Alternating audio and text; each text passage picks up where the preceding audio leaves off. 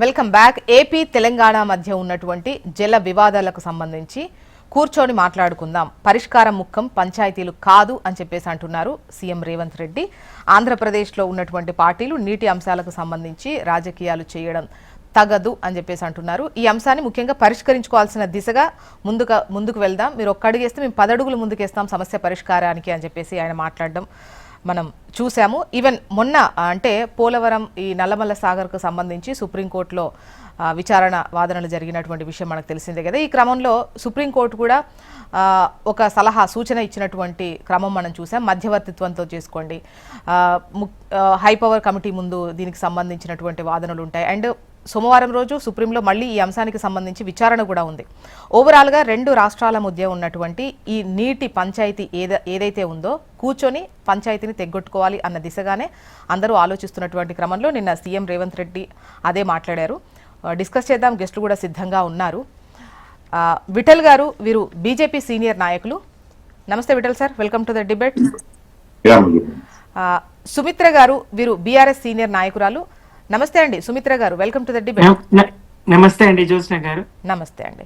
Doctor Charan Kaushik Yadav గారు, వీరు Congress senior నాయకులు. నమస్తే అండి చరణ్ గారు. నమస్తే అండి. సుమిత్ర గారు, మీ దగ్గర నుండే స్టార్ట్ చేస్తాను. అంటే ఇక్కడ కూర్చొని మాట్లాడుకోవాలి, ఈవెన్ సుప్రీం కూడా చెప్పింది మధ్యవర్తిత్వంతో చేసుకోండి, హై పవర్ కమిటీతో చేసుకోండి, 2 రాష్ట్రాల మధ్య ఉన్నటువంటి పంచాయతీలు డెఫినెట్గా కూడా అంటే కేంద్రం పెద్దన్న పాత్ర పోషించి ఇవి తెగ్గొట్టాల్సినటువంటి అవసరం ఉన్నప్పటికీ ఇక్కడ 2 రాష్ట్రాల యొక్క ఇంట్రెస్ట్ కనిపించాలి. వీళ్ళు ఎంత మేర ముందుకెళ్తున్నారు ఈ పంచాయతీని ఇక్కడికి తెగ్గొట్టుకునేందుకు అనేది కూడా ఇంపార్టెంట్ ఉంటుంది. సో సీఎం రేవంత్ రెడ్డి గారు ఖచ్చితంగా మేము కూర్చొని మాట్లాడుకోవడానికి సిద్ధం, ఈ పంచాయతీ తెగాలి అన్న దిశగానే ఆయన ఆలోచిస్తున్నటువంటి ఇది కనిపిస్తోంది. బట్ ఇక్కడ ఏంటంటే బాబు బెదిరించారు, రేవంత్ రెడ్డి భయపడ్డాడు అన్న దిశగా బీఆర్ఎస్ మాట్లాడుతోంది. అంటే ఏంటి అంటే కూర్చొని మాట్లాడుకోకుండా ఒక గొడవతోనో లేదంటే ఉద్యమంతోనే కొట్లాడే మళ్ళీ తెచ్చుకోవాలా నీళ్ళు? నమస్తే అండి జ్యోత్స్న గారు, మీకు ప్యానెల్లో ఉన్నటువంటి సోదరులకు, హెచ్ఎంటీ ప్రేక్షకులకు జై తెలంగాణ.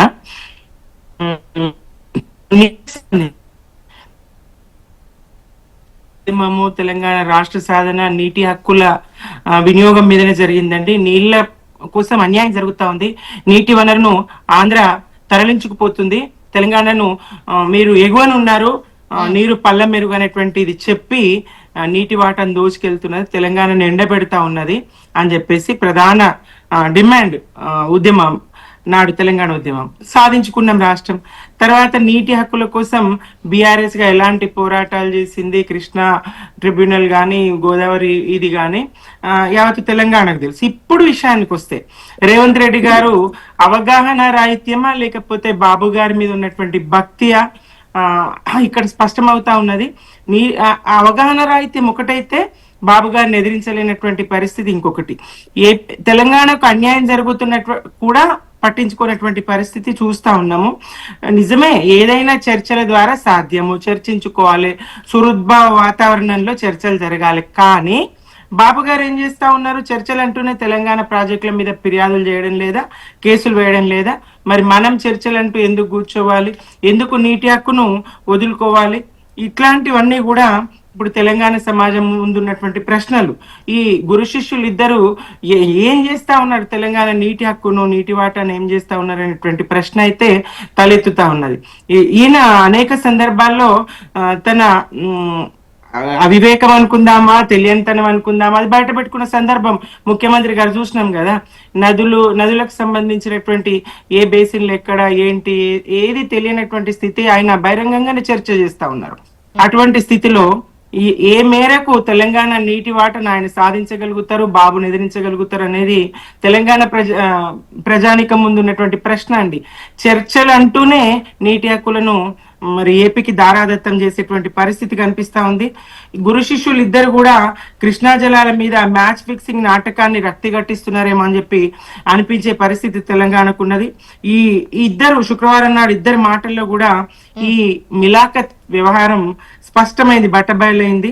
అత్తగారి సొత్తు అల్లుడు దానం చేసింది అన్నట్టుగా మరి వాళ్ళ శ్రీశైలాన్ని ఏపీకి దారపోసి దాని మీద తెలంగాణ సర్వ హక్కులను వదులుకోవడానికి రేవంత్ సర్కారు తెలంగాణ నుంచి నీళ్లు రాబట్టాలని వీరకంకణం కట్టుకున్నా అని వేసుకున్నా అని చెప్పి అటు చంద్రబాబు అంటే సుమిత్ర గారు చూస్తూ ఉంటారు కదా, అంటే మొత్తం దారాదత్తం చేస్తూ ఉంటే మొత్తం ఇట్లా ఉంటే, ఎందుకంటే ఒకరితో జరిగే పని కాదు. ఇప్పుడు ఈ డిపిఆర్ వెనక్కు రావడము, కొన్ని అంశాలకు సంబంధించి పెద్ద ఎత్తున ఇంత ఆందోళన లేదంటే ఇన్ని క్వశ్చన్స్ రేజ్ అవుతున్నప్పుడు అంత దారాదత్తం చేస్తే క్వశ్చన్స్ రావనుకుంటారా, లేకపోతే అట్లా కాదు కదా లెక్క?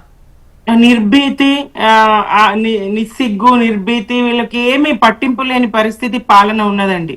కేసీఆర్ గారు బయటకు వచ్చి నీటి హక్కును కోల్పోతున్నామనే కదా గర్జించింది, ప్రెస్ మీట్ పెట్టింది. అవసరమైతే జిల్లాల వారీగా పోరాటానికి కూడా సిద్ధం చేసుకుంటున్నటువంటి పరిస్థితిని చూసింది కదా, మీకు అది తెలుసు కదా. రేవంత్ సర్కారుకు ఎలాంటి భీతి లేదండి. ప్రజలు ఏమనుకుంటారు ఏంటి, తెలంగాణకు అన్యాయం జరుగుతా ఉందా, ఇట్లాంటిది ఏమీ లేదు. మరి గురుదక్షిణ మరేంట ఆయన ఏం చేయాలనుకుంటున్నారో కానీ తెలంగాణకైతే నీటి వనరు విషయంలో అన్యాయం చేస్తూ ఉన్నారు. తప్పకుండా మేమైతే ఊరుకోమండి. బీఆర్ఎస్ గా మేము తప్పకుండా అడుగడుగున ప్రశ్నించడమే కాదు, పోరాటానికి కూడా కార్య వేదికలు సిద్ధం చేసుకుంటున్నటువంటి పరిస్థితి ఉన్నది. తప్పకుండా ఈ బాబు గారి నీటి దోపిడీని మేము అడ్డుకుంటాం. రేవంత్ రెడ్డి నిస్తేజంగా మరి పని మాని ఏదైతే